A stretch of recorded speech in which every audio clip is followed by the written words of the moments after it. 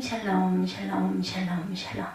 하나님 사랑합니다. 여러분 주 안에서 사랑합니다. 자, 19장 말씀이죠. 13절에서 25절 여호와께로 말미암느니라.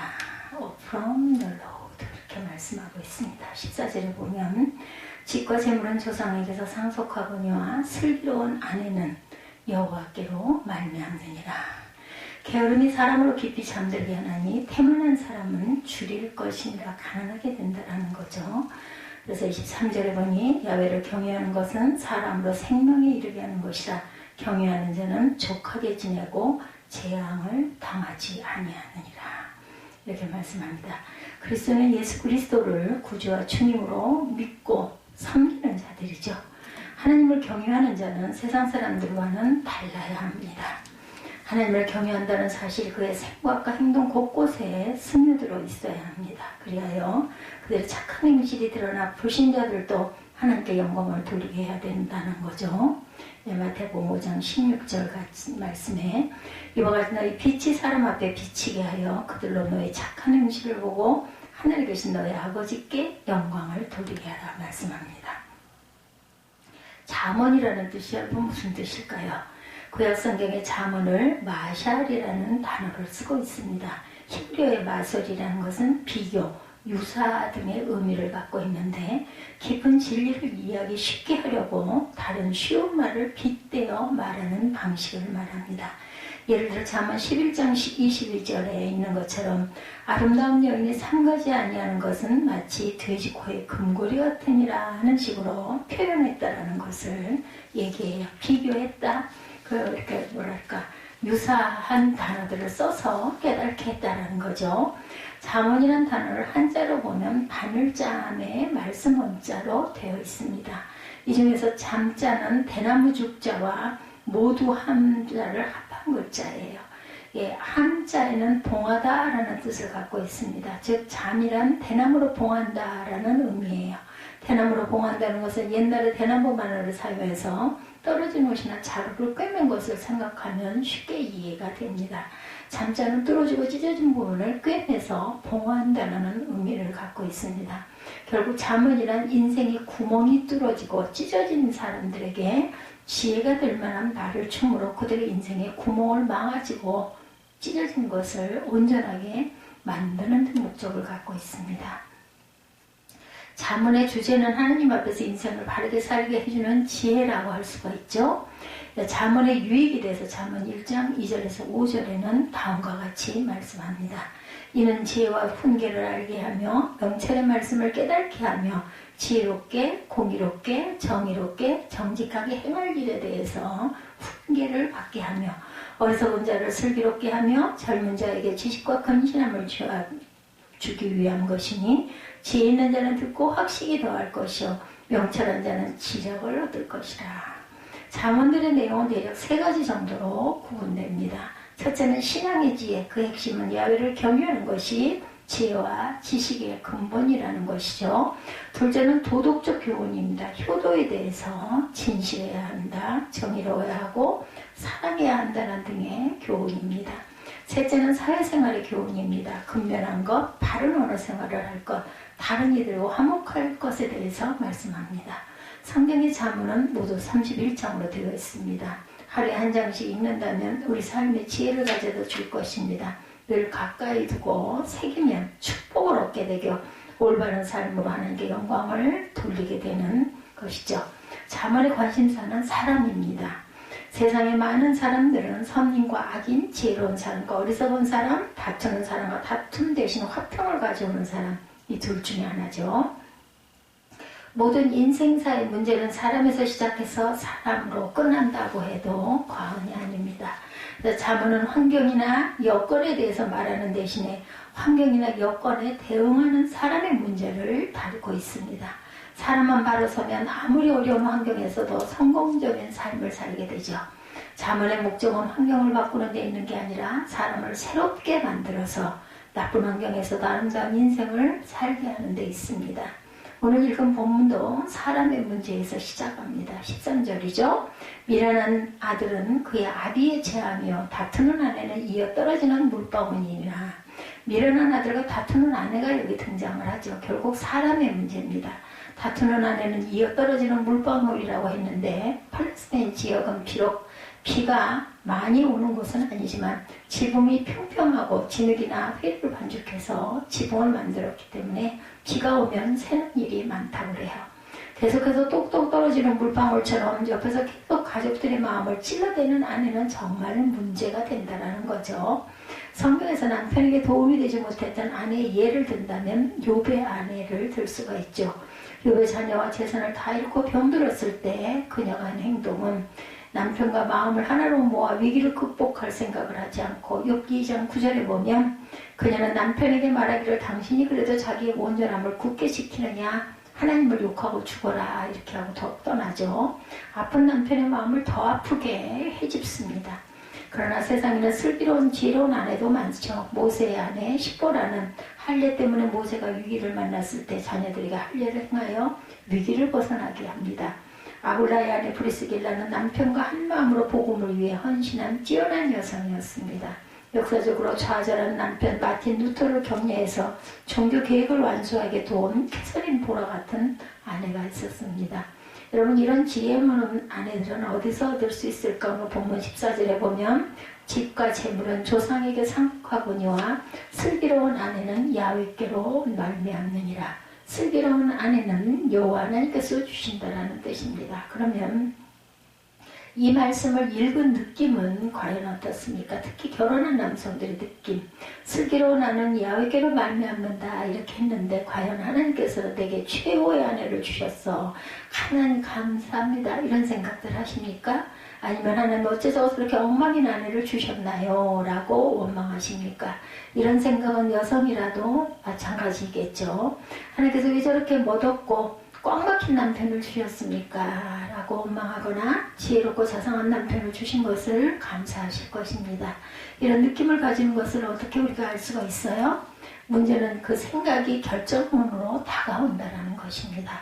이미 어리석고 자신에게 별 도움이 안 되는 배우자와 결혼을 했는데 물릴 수도 없으니 이제 내 인생은 희망이 없어 라고 생각할 때 완전히 절망하는 게 문제죠. 슬기로운 아내는 야훼께로 말미암다는 말씀이 배우자가 이미 어리석거나 슬기로운 사람으로 결정되었으니 어리석은 사람은 죽을 때까지 어리석은 사람과 살고 슬기로운 사람은 죽을 때까지 슬기로운 사람과 살라고 하신 것은 아닐 것입니다. 잠언은 오히려 지금까지는 어리석었어도 잠언을 배워 앞으로 슬기롭고 지혜롭게 살 수 있다라고 가르칩니다. 잠언의 목적은 사람의 변화입니다. 배우자의 변화, 우리 자신의 변화도 얼마든지 가능하다라고 말씀하죠. 이것은 비단 잠언만의 목적이 아닙니다. 성경 전체가 우리를 변화시키시는 하나님의 능력에 대해서 말씀하죠. 하나님께서는 죄인을 의인으로 변화시키십니다. 어리석은 자를 지혜롭게 하시죠. 삶의 목표를 모르던 사람을 가치 있는 인생을 살도록 하십니다. 아직 끝난 게 아니죠. 존 뉴턴은 선장의 아들로 영국에서 태어났어요. 그의 어린 시절은 불행의 연속이었습니다. 7살 어린 나이에 어머니를 잃은 후에 그는 삐뚤어졌고 3년 후에는 학교마저 그만둡니다. 그 후 뉴턴은 아버지를 따라 배를 타기 시작했고 좋지 않은 것들을 많이 배웁니다. 1743년 해군에 강제 징집된 그는 해군 함정에서 탈출한 죄로 붙잡혀서 아프리카에서 노예 매매 조직에 소속되어 일한다는 조건으로 풀려납니다. 그 후 1948년까지 아프리카의 흑인들을 잡아 파는 악랄한 일을 합니다. 그러나 오래전 그의 어머니께서 아들을 위해 드렸던 기도는 사라지지 않았어요.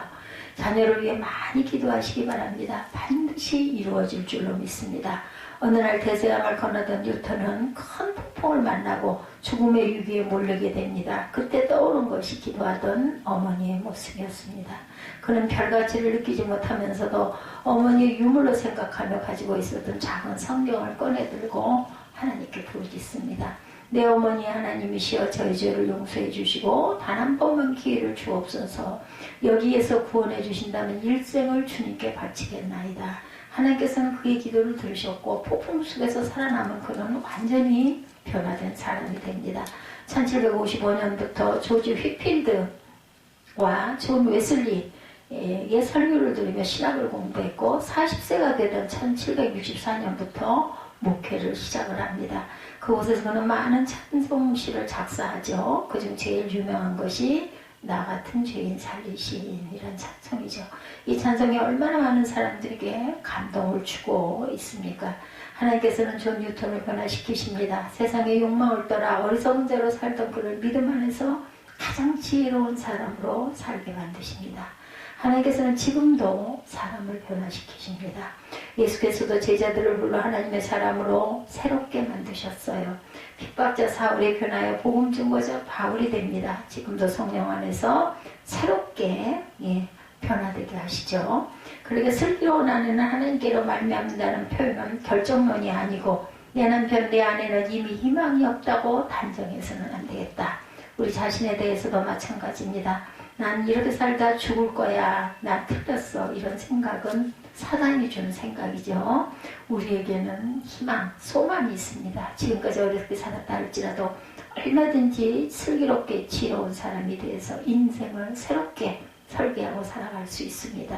이것이 바로 하나님께서 주시는 축복이고 진정한 구원일 줄로 믿습니다. 그렇다면 사람이 새롭게 변화될 수 있는 비결은 무엇일까요? 16절에 보면 계명을 지키는 자는 자기의 영혼을 지키거니와 자기 행실을 삼가지 아니하는 자는 죽으리라 말씀합니다.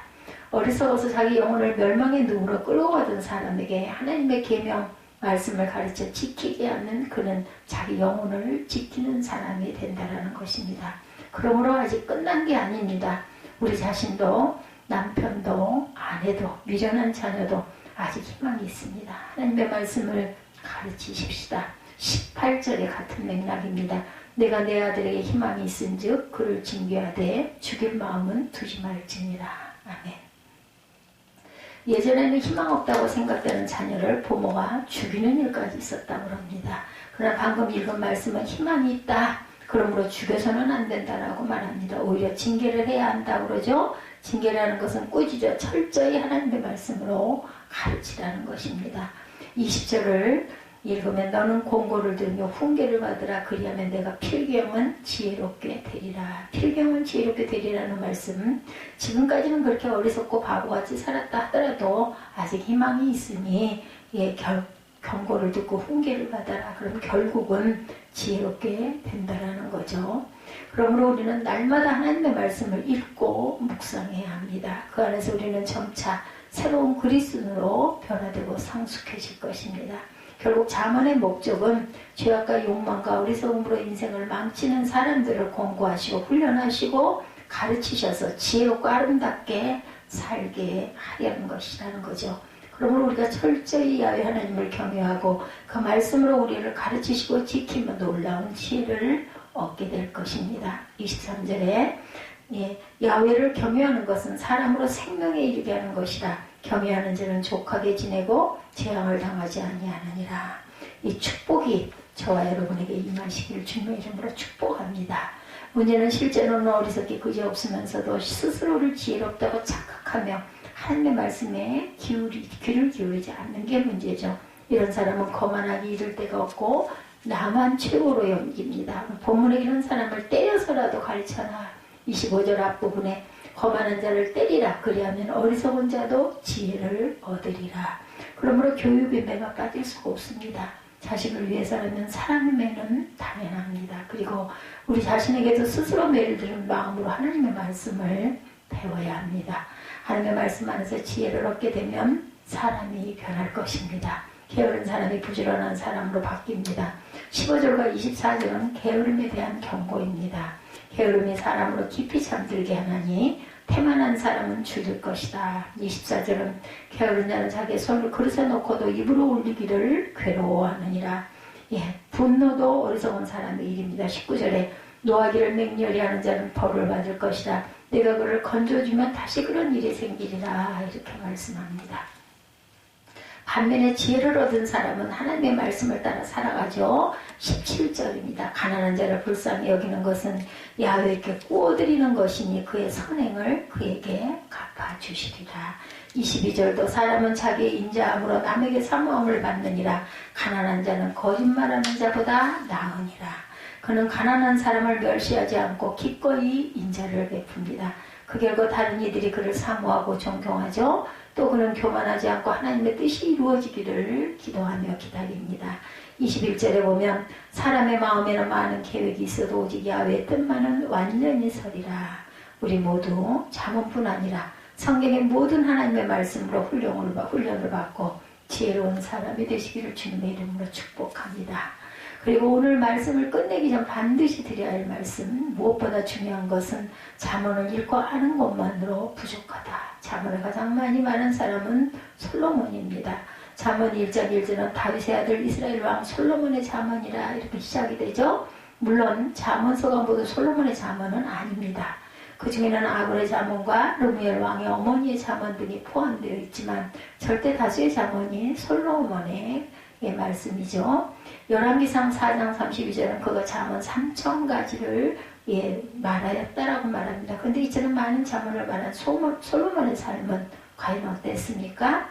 여인들의 그 유혹을 이기리라 권면했지만 정작 자신은 많은 이방 나라의 공주들을 비롯한 많은 여인 무려 1,000궁녀를 얻고 마음이 흐려집니다. 또 부귀영화를 누리다 지혜와 지식의 근본이신 야훼 하나님을 망각합니다. 하나님의 말씀과 훈계를 들으라고 가르쳤던 그가 선지자들을 통해 전달된 하나님의 말씀을 어깁니다. 그 결과 그의 말년은 실패자의 모습이 되었고 그가 죽은 후 이스라엘은 두 나라로 분열되는 비극을 겪게 되죠. 이렇게 보면 잠언을 말하는 능력보다 중요한 것은 잠언대로 사는 능력입니다. 하나님의 나라는 말에 있는 것이 아니라 능력에 있다. 고린도전서 4장 20절 말씀은 잠언에도 그대로 적용이 됩니다. 잠언이란 읽고 마음에 새기고 그대로 살아서 이 혼탁하고 무질서한 세상에서 바르게, 옳게, 충실하게, 복되게, 덕스럽게 유익을 끼치면서 하나님께서 기뻐하시도록 사는데 그 목적이 있습니다. 우리 모두가 그런 축복이 임하시기를 주님의 이름으로 축복합니다. 기도하시겠습니다.